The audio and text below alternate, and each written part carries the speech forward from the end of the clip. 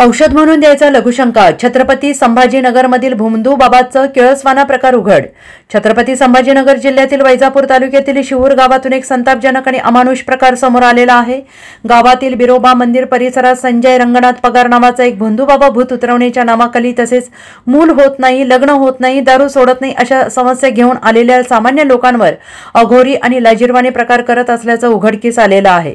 महाराष्ट्र अंधश्रद्धा निर्मूलन समितीच्या अनिस कार्यकर्त्यांनी हा भांडाफोड केलेला असून संबंधित बाबा विरोधात पोलिसांनी गुन्हा दाखल केलेला आहे. संजय पगार हा रविवारी आणि गुरुवारी मंदिरात दरबार भरवून उपचाराच्या नावाखाली लोकांवर अत्याचार करत होता. मूल होत नाही, लग्न जमणार नाही, अंगात भूतबाधा आहे, दारू सुटत नाही अशा कारणाने येणाऱ्या नागरिकांना तो भयंकर अमानुषपणे वागवत होता. हा बाबा लोकांना आधी झाडाची पानं खायला लावायचा, नंतर काठीने बेदम मारहाण करायचा. एवढ्यावरच न थांबता स्वतःचा बूट त्यांच्या तोंडात धरायला लावत असे. या पलीकडे तो आपल्या लघुशंकेचं पाणी औषध म्हणून पाजत असल्याचे अनिसच्या कार्यकर्त्यांनी प्रत्यक्ष पाहिले आहे आणि त्याचे व्हिडिओ दस्तऐवजीकरण केलं आहे.